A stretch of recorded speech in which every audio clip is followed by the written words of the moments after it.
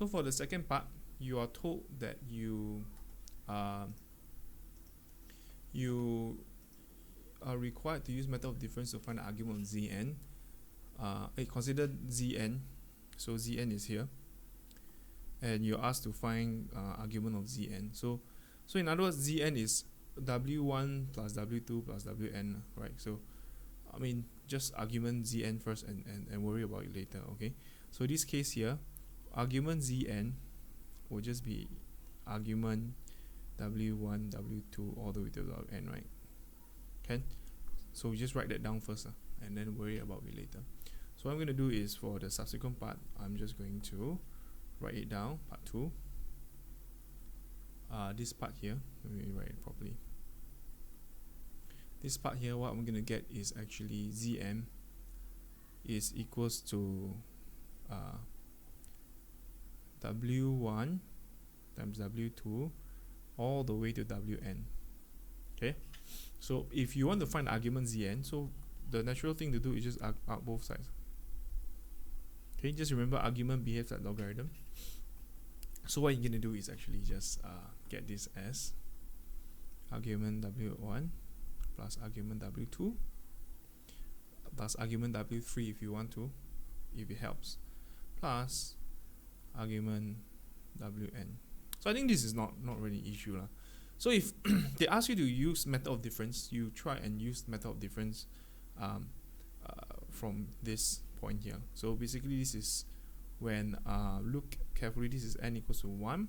It's not too bad. N equals to 1, n equals to 2, 3, and to n, right?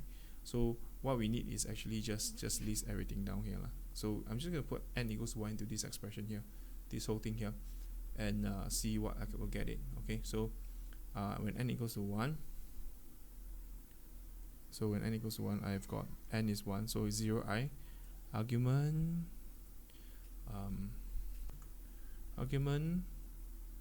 1 plus 0i minus 2 argument, and then n is 0, n is 1, so it's 1 plus I.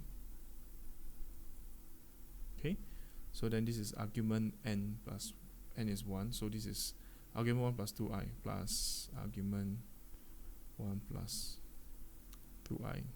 Okay, so this is your argument W1. Okay, so this is when the n equals to 1. So this one here, just submit here. I think this is okay lah. It looks complicated, but if you break it down, it's really not that difficult, because it's just logarithm and stuff. So argument 1, the second one will be argument, you add the second one, add onto this one here. So what you're going to do is argument 2, so it's 1 plus I minus 2 argument 1 plus 2i plus argument 1 plus 3i. Okay, so I'm just substituting n as 2. Okay, n as 2 here. So this is what I'm trying to do. Basically sub all the n is 2 inside and see what I'll get. Okay, then after that you sub n equals to 3 and so on. So I'm just gonna continue doing this. N is 2. Okay, I'll suggest, if you can't see how is it being cancelled, you just list to the point where you could see. Especially when there are 3 terms, it's a good idea to just express to the fourth term, because you'll be able to see from the 4th term, typically from the fourth line onwards. Okay, so this is 5i. It's great. Then basically, can I write this down as n equals to 3, n equals to 4. Okay, so this is actually argument W3, n equals to 3, n equals to 4. Okay, great. Then you move on to the last 3 terms. If you want, that will be easy also. So what I'm gonna do is actually just gonna argument Wn. So when it's n, it's the biggest big n, right? Yeah, a small n. So it's a small n here. So I'm just gonna put argument n as well. So this will be argument. Okay. So this is argument w n minus 1, argument of w n minus 2. Okay, so that's pretty okay. Now what you're going to do is actually just try and find what is the common term. Usually you look at eyeball the across here, so you look at the common term that you could find. So this is argument 1 plus 2i, this is one of it, this is argument 1 plus 2i as well, this is argument 1 plus 2i, so 1 minus 2 plus 1, so this will cancel away conveniently. So this is method of difference, so just know that this one here, this will cancel away, so 1 minus 2, so this is 1 minus 2 plus 1, so you cancel that part as well. So this as well cancel, and these 3 will cancel, and basically what is left of you is the first corner 3 and the last corner 3 here. Okay, so this one here is what is left behind here as well. So what you're going to do is just copy them and see what you get.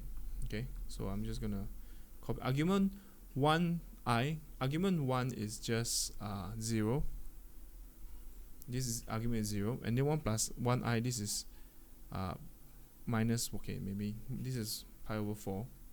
Argument 1 plus I is pi over 4, right? So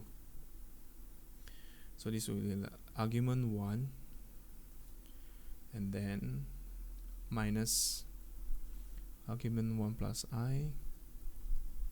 Okay, and this will be minus argument 1 plus ni plus argument 1 plus n minus plus 1i. Okay, so this point here, this is 0, this argument is 0, so we know that argument of 1 is 0. This 1 plus I is pi over 4. Okay, so just draw the Argand diagram if you have problem visualizing it. This is just 1 and 1. So this is pi over 4 over here. So this is pi over 4. So what is left behind would just be minus pi over 4 minus argument 4 argument 1 plus ni plus argument 1 plus n plus 1i. Right, so that's how you do and how you show. Is it what it? Yeah, it is. Okay. Yeah, so this part is okay. I think this is alright. This is 4 marks. It's just very tedious. Okay.